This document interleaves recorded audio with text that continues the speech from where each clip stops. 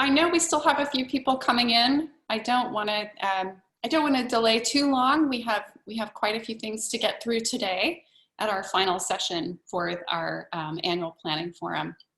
As we are getting started, I want to say a few quick thank yous. There were a lot of folks that helped on the back end make sure that these virtual sessions went really smoothly. So I would like to thank the CPI team and Cindy Emerson in particular for her help in coordinating all of the Zoom rooms and coordinating the breakout rooms that we had in our session too. So thanks so much, Cindy. Thanks also to Lida, Victoria, and Nancy for their support on the data analysis. That has been really, really great work. And the data that we saw in the second session was really nicely analyzed by Nancy and Victoria. So thank you very much for that. And then thank you also to all of the facilitators that we had working with us on the 3 breakout sessions that we had this week. So Cindy, Lida, Victoria, Nancy, Natalie, Joan, Lorena, Jocelyn, and I'm sure I am probably forgetting someone, and that's not intentional, but thank you all very much. It takes a village to run a virtual forum. Who knew? So with no further ado, I'd like us to go ahead and get started with our topic today. So I'm gonna share my screen in the presenter view. And so today is the closing plenary for our annual planning forum.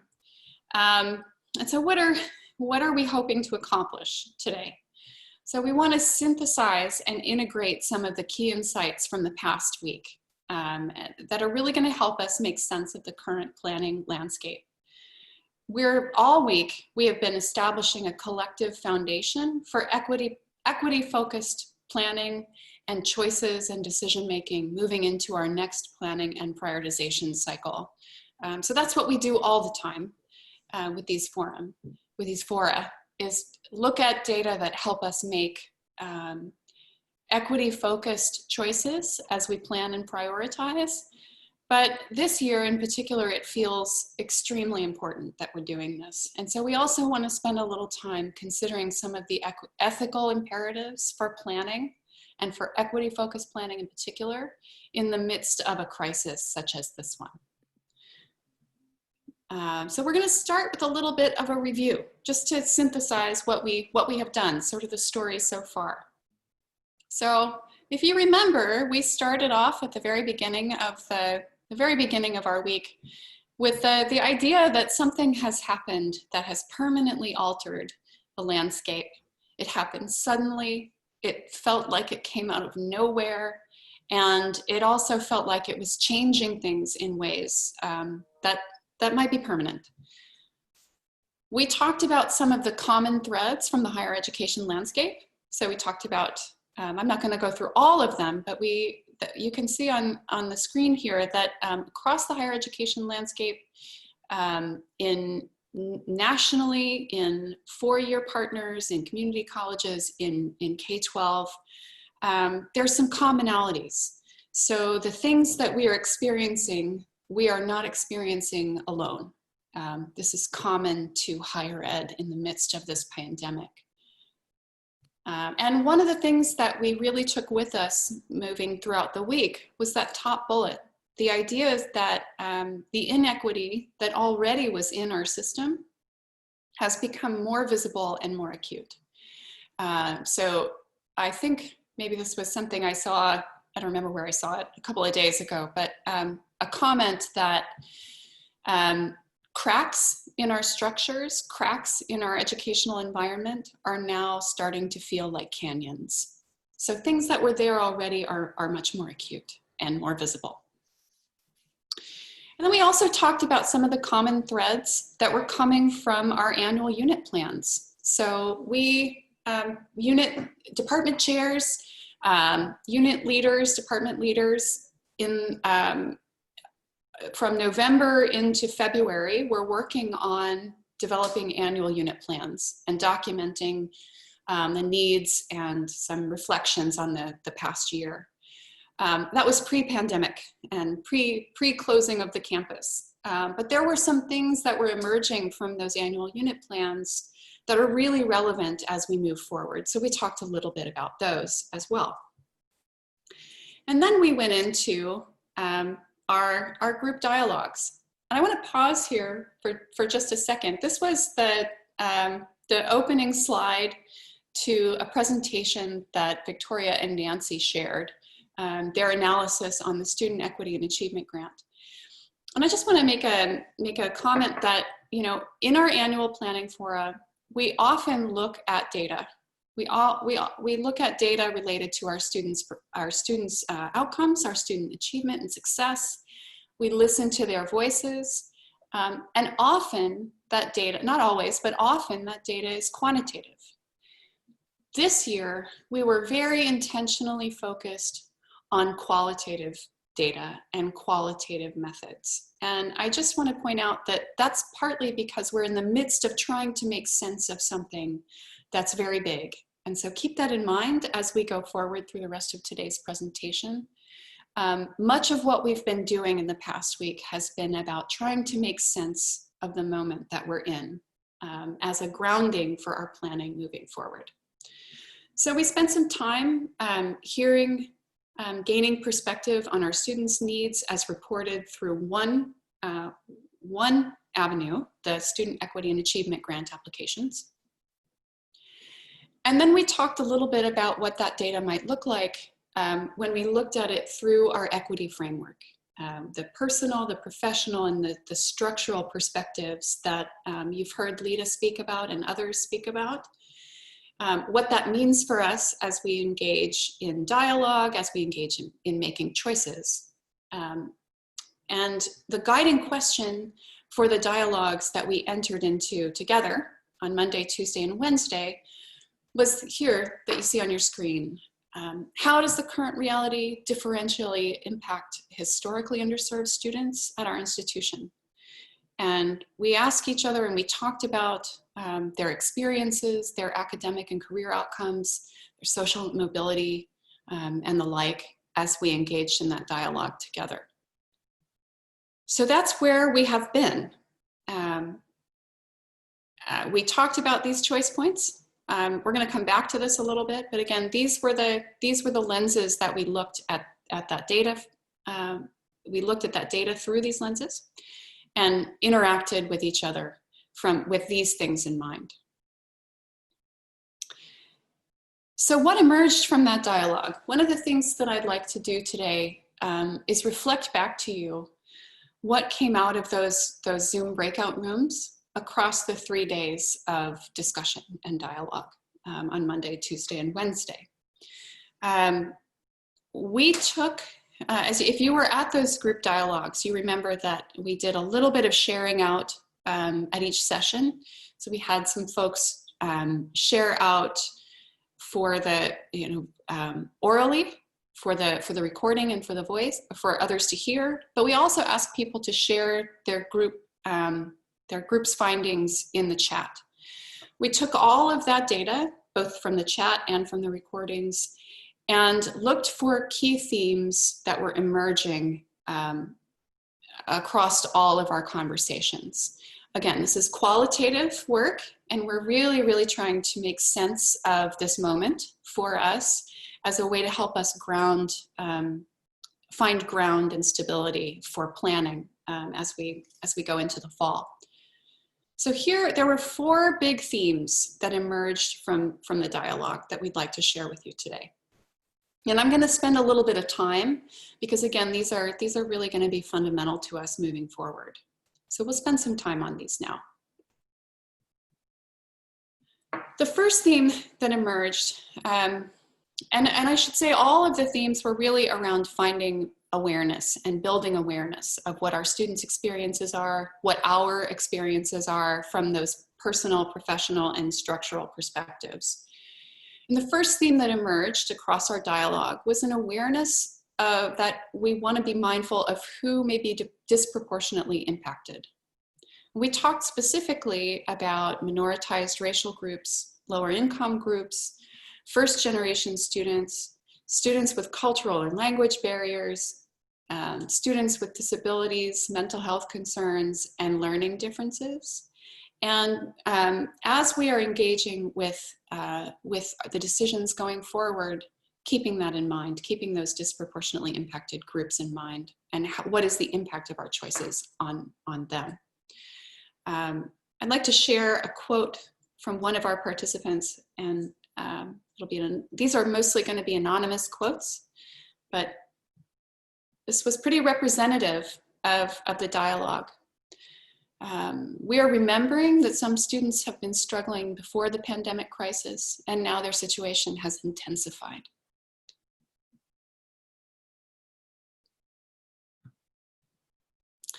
The next theme, or the next awareness that really emerged from our dialogue together, was an awareness of students' experiences outside the classroom and the ways that the real life outside of the educational environment is affecting them, both as people, as it's affecting them holistically.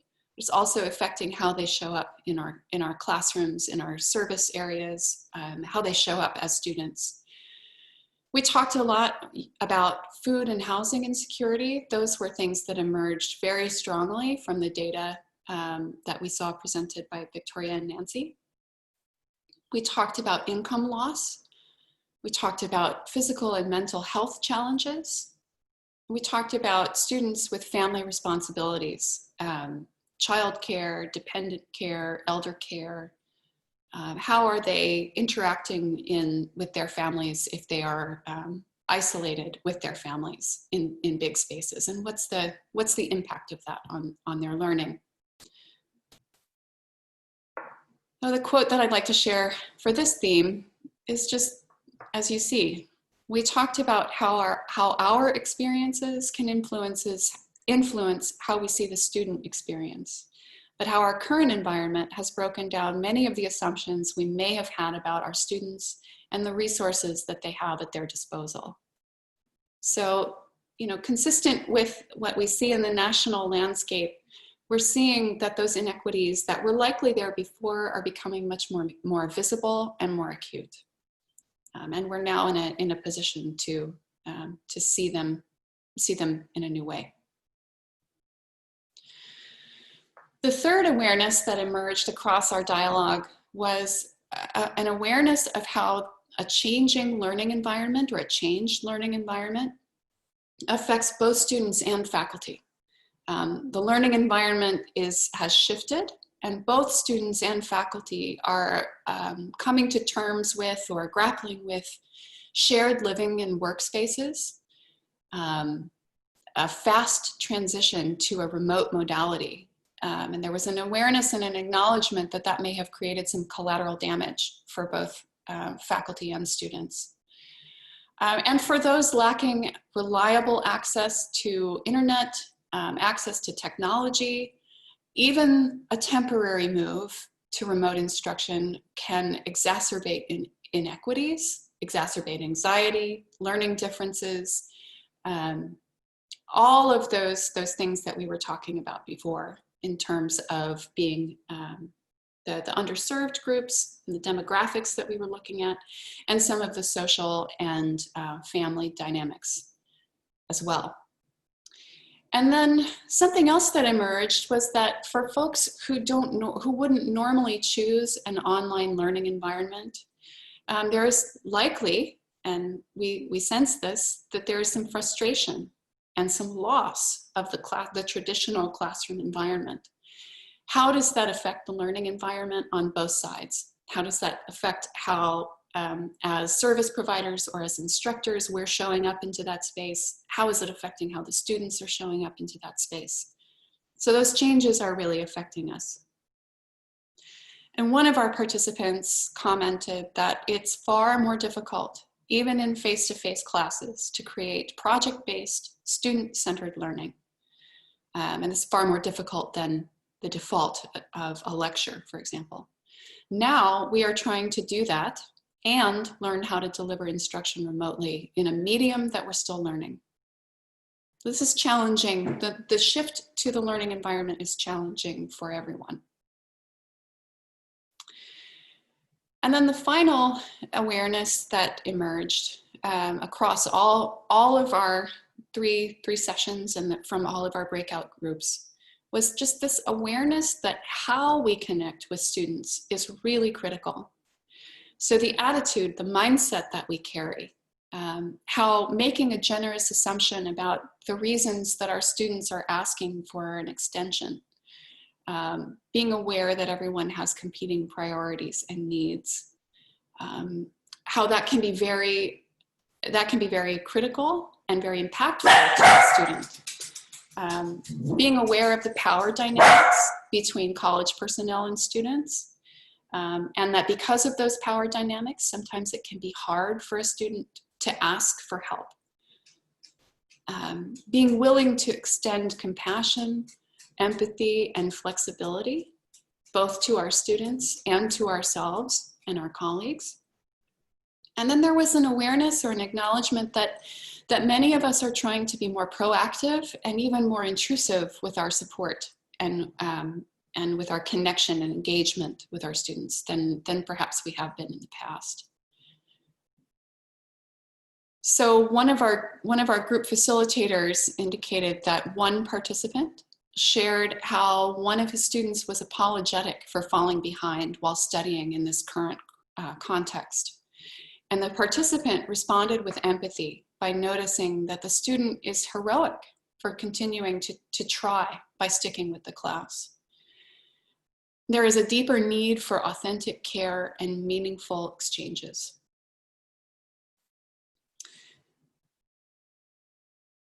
So those were the themes that emerged pretty strongly from all of our groups.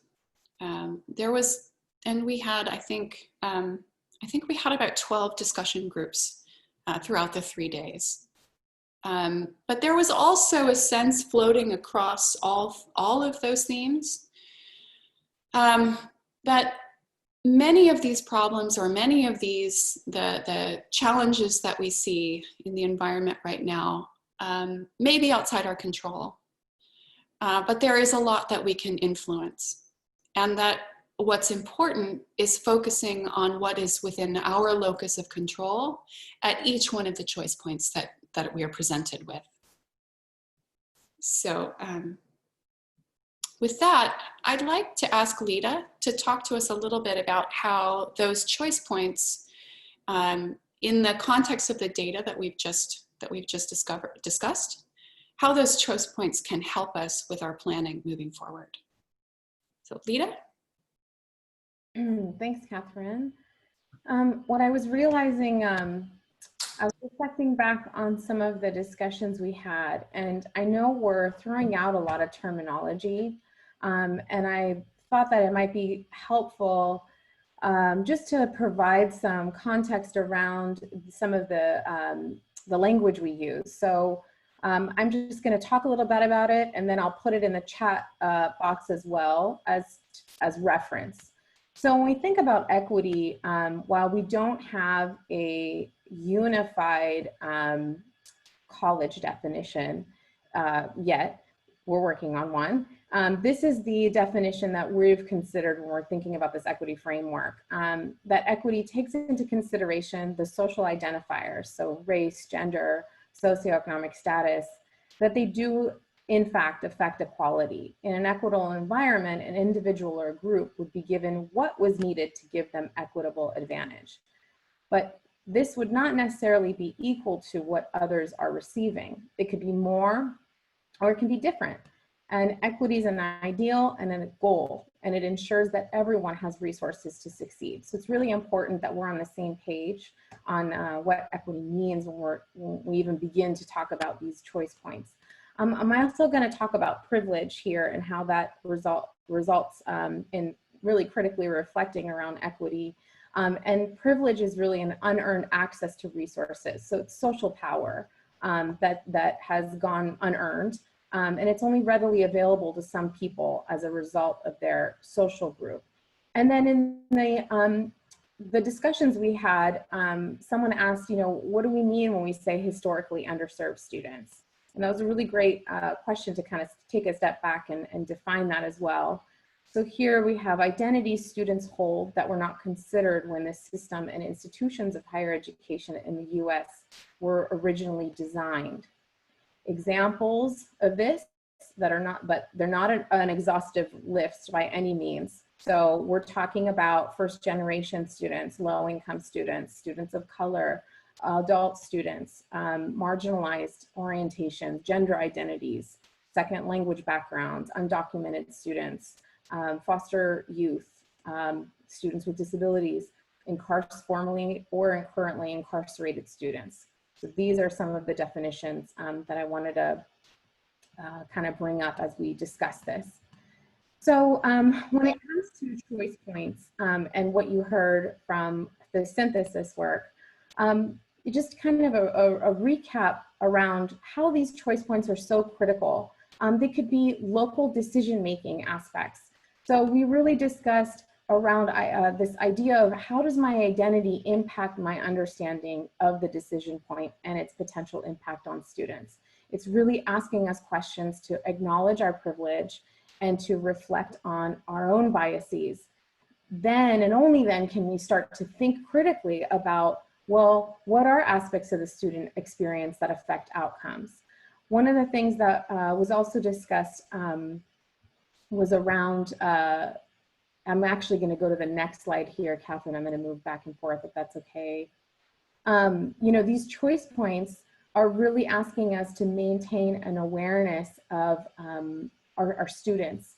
But before that, on a personal note, how are we taking care of ourselves right now? We're asking a lot of ourselves to serve our students in ways that we don't know. We feel like it's out of our control, that it's a crisis and a lot of students are in a lot of needs. What we heard from the emergency grants is food is a necessity. The most basic needs students have aren't being met. But we have to take care of ourselves in order to really help others. So how are we checking in with ourselves so that we can make those generous assumptions, so that we can understand that everyone has competing needs and priorities and extend that compassion, empathy, and flexibility? How do we remain aware of our own power that we have on our decisions and the decisions we make for our students? And then being aware of our own privileges. Going back to the other slide, some of the other things that we have been discussing around how this affects us in the professional and structural is really answering two questions. You know, who benefits and who loses, right? So why was a certain policy or practice designed that way to begin with? What criteria led to that decision going into this design? What assumptions were or could have led to this decision? Who was it designed for to begin with? What are the defining characteristics and experiences of those students in which it was designed for? And then finally, in the structural, how do we ensure that we have accountability for this? What feedback loops and accountability mechanisms can be structured into our own routine practices to ensure this decision remains in the best interest of equity for our students? So I know that's a lot of questions to ask, but we're all learning as we're going, and we have to be critically thinking about these things while also taking care of ourselves.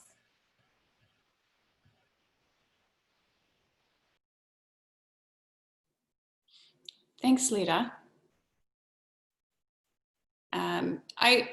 As we're moving forward, I'd like to talk now, you notice that one of the key things that happens in the structural frame is planning, policies, policies, practices, and planning. Say that 3 times fast while you're on camera on Zoom in front of 90 people. But I think it's really important to notice that everything that we're moving into now, the conversations that we had throughout the week, we focused on all 3 frames. The planning tools that we're going to talk about and the planning work that we're going to be doing moving into the fall semester, getting into the middle of the fall semester, that's really structural. But as Lida mentioned, it's really important to keep the personal and the professional in your mind, and being aware of that as well. You know, the metaphor of putting on your own oxygen mask first before you help someone else. You hear that a lot, but I think it's for good reason, is that you can't help others if you're not also tending to your own needs and tending to your own, being aware of your own abilities. Okay. I'd like to invite Dr. Nabil to talk to us a little bit about some of the reasons why equity-focused planning is going to be really helpful for us going forward into the coming months. Nabil? Thank you, Catherine, and thank you everybody for being here. I do want to say it has been remarkable to see activity after activity, the number of people who've shown up to do planning in the midst of what is at minimum for any of us really, really awkward, and for some truly life-changing and not in the most constructive way. So kudos to Grossmont College for sticking to its guns on the planning as a communal activity. I wanted to start maybe in a slightly bigger scale and talk about who we are as a system. And to do that without spending too much time, I thought I would quote Larry Galizio, who is the Chief Executive Officer of the Community College League for California, you know, basically our advocacy arm. And he says, in the context of, you know, of the last couple of days, as much as Governor Newsom's May revision budget reflects the devastating human and economic costs of the global pandemic, it also compels evidence-based deliberations to identify the strategic investments California must make to effectively confront the immediate crisis and to establish the conditions for economic recovery and social renewal. California's community colleges are indispensable for both managing our public health crisis and for educating and training the workforce necessary to emerge from the economic recession. That's quite a mouthful. And it's quite a mouthful in the sense of that is the task at hand. And that is the challenge that we as California community colleges, we as members of the Grossmont College community must take on. And we are having to do it with one hand tied behind our back because of, you know, being socially distanced and at home, and the other hand tied behind our back to the first hand, perhaps because of the economic impacts now and the major effects of, you know, of the financial, you know, the global financial decline. In the midst of all that, I'll circle back and say, in the midst of all that, we are planning. And it is imperative to do that for a couple of reasons. Let's go to the next slide, please.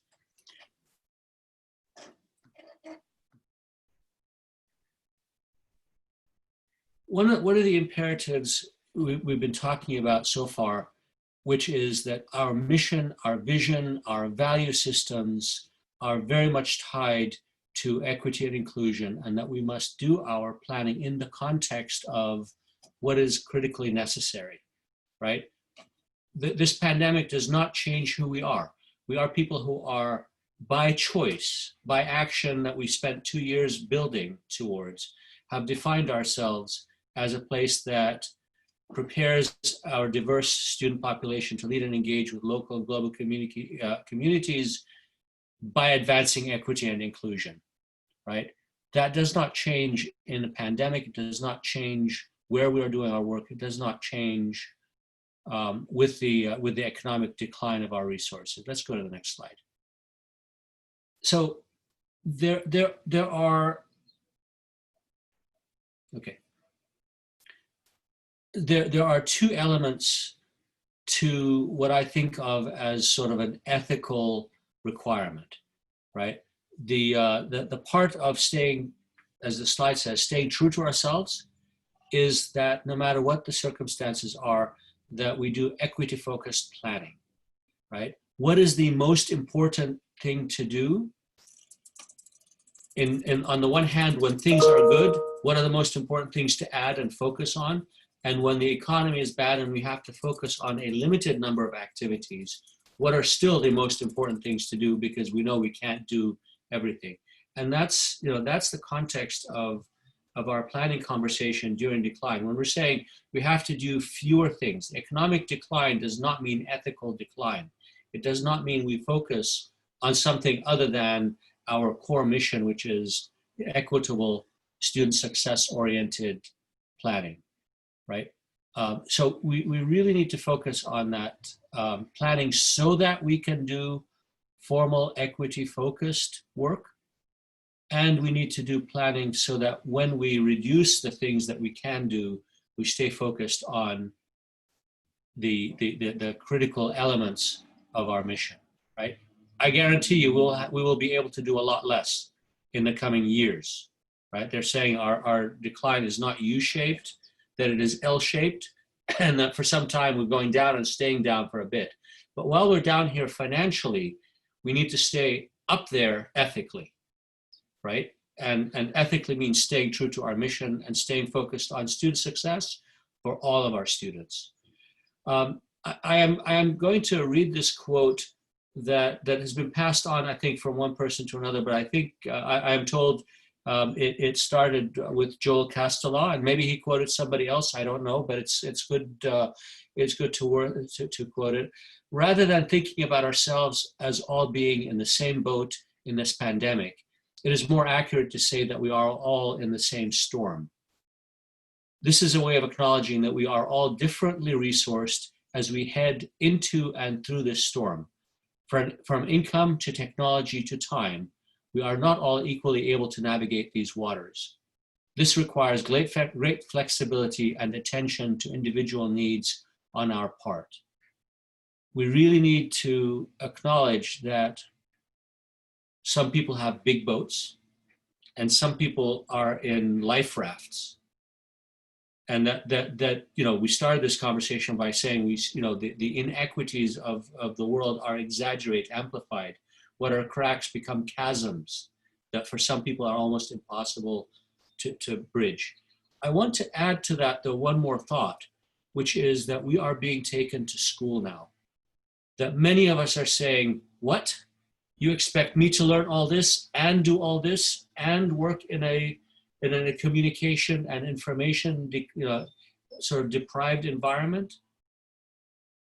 And if there's any value, if there's any ethical lesson to be had here, it is to look at our students who come to us without college knowledge, without the experience of how to navigate an educational experience, and realize that so many of our students experience what we are experiencing today every day, from very first contact and sometimes through their whole experience, because we have not yet figured out how to prioritize getting them connected and bridged and supported.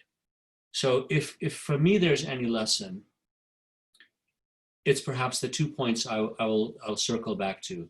One, our students experience that lack of knowledge, that lack of information, that lack of connection that we are all feeling today, and that they ought to be every bit as outraged as we are about this circumstance, but that it is our responsibility to learn from this experience.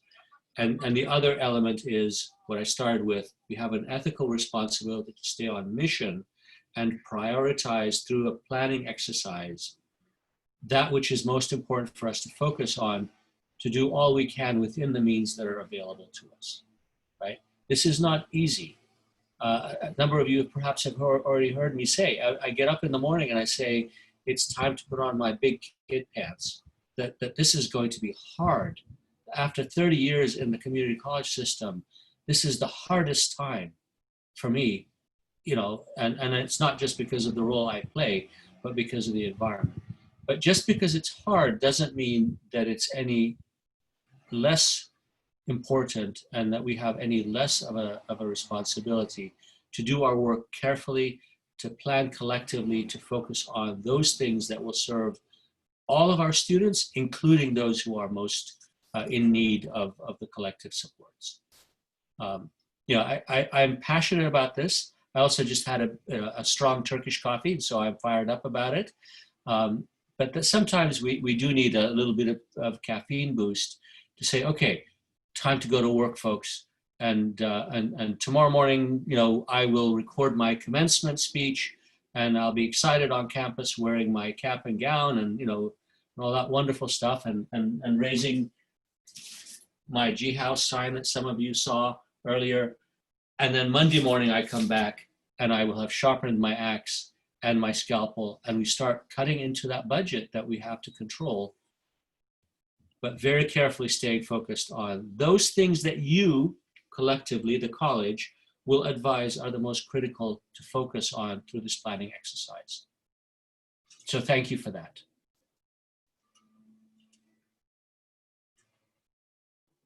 Thank you, Dr. Nabil.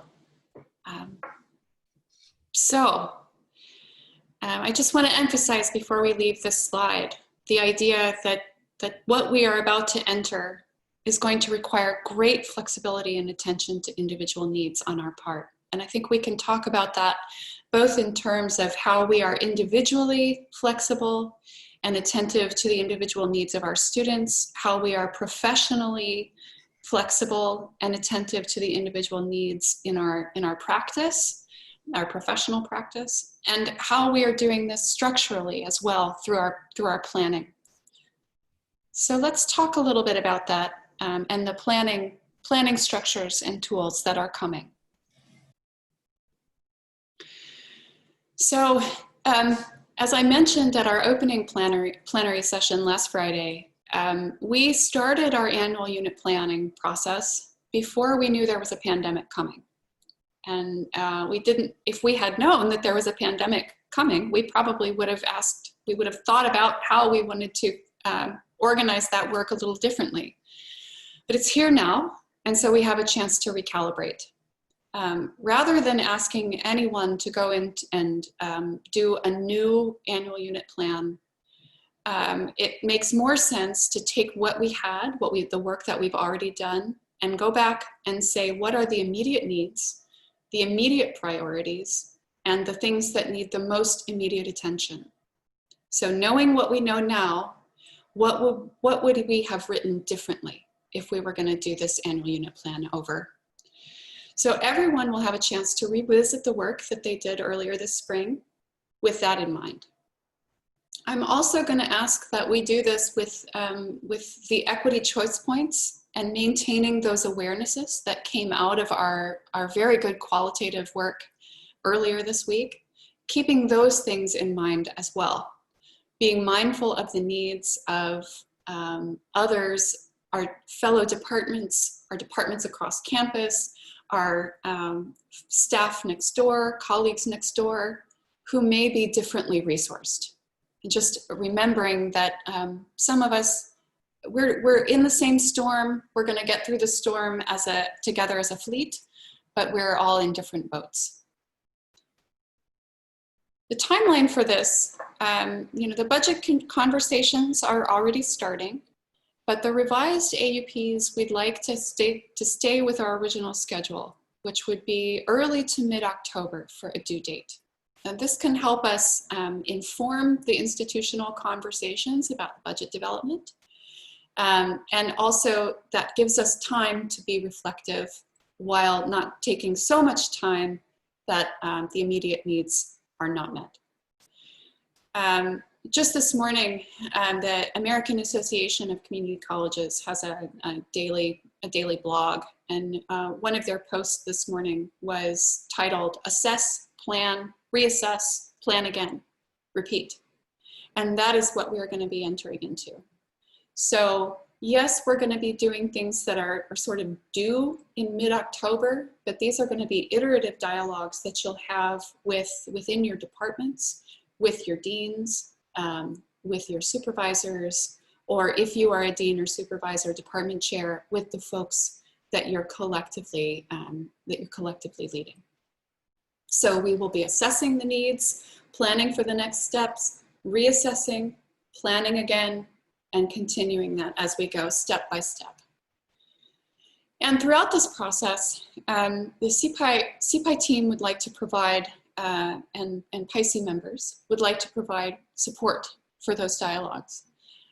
Workshops to support the discussion so that we're doing it together.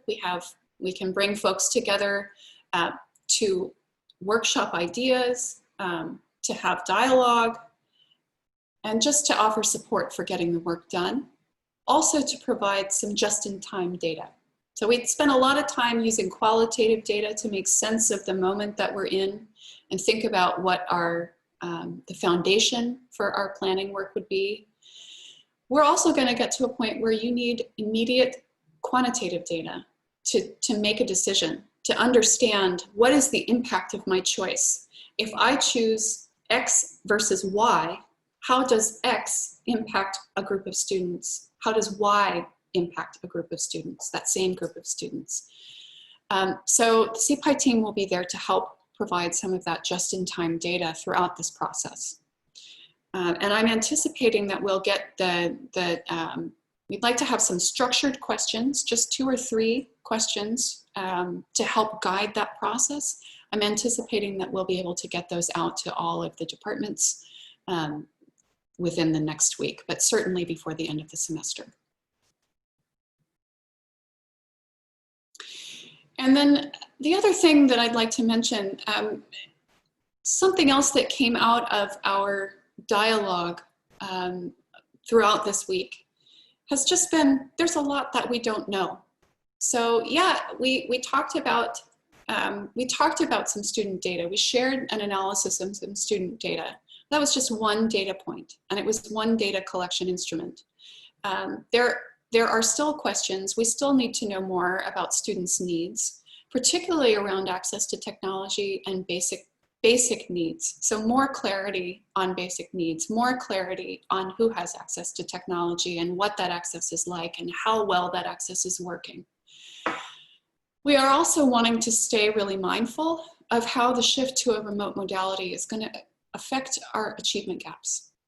We anticipate that some of those gaps, again, may start to widen, and we'd like to mitigate that if we can, but we need to know more about what the baseline is, and so we can be very watchful of that. So you will hear more from the research portion of the CPI team about that ongoing work and about those lines of inquiry. But that's going to start pretty immediately. Next week, you're going to see coming into your inbox 2 surveys. So you may not see the student survey, but you will see the impact on employees survey. There are 2 that are going out at the same time. I believe that they're actually both in partnership with the Hope Labs. And so the Hope Labs are out of Temple University, and they are the folks that did the Real College, #RealCollege survey. They're doing a national survey, which the Chancellor's Office has asked to partner with them on a California Community College specific version of that survey. Those are going out next week. And again, focusing on basic needs, access to technology, and just experiences throughout this, throughout the crisis in our current moment.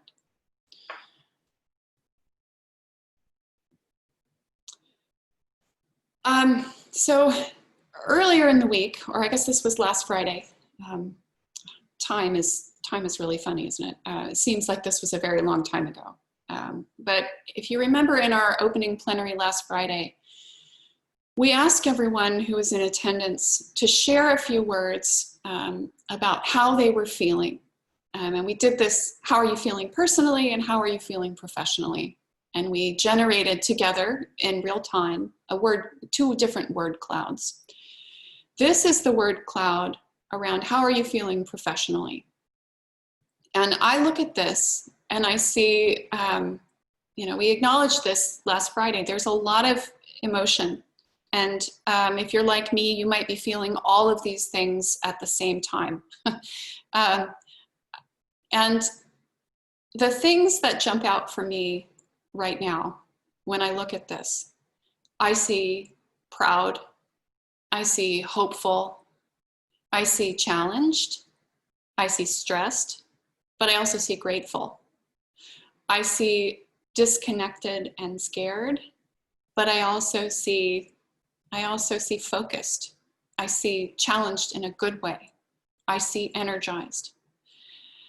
The thing that strikes me, the largest or the strongest theme here is hopeful. And I am scared. I am overwhelmed, but I am hopeful. And I hope you are too. I've seen the way that we can be resilient together, and that's what makes me hopeful. That part of Grossmont is what makes me very hopeful, that we will get through what is coming next. And so as we are going out into the remainder of the semester, into our virtual graduation ceremony, in which we'll celebrate our students in new ways, I'd just like to leave you with this. We are resilient. We've seen this. We are adaptable. We've seen this. And we will get through this. And we will get through it together. Thank you very much for participating in these activities throughout the week. It's been lovely to see you all. We're ending a little early, so enjoy the gift of time or hang out and explore and chat more. I'll hang out here if you'd like to chat more and share your thoughts in the chat. Thank you and happy Friday.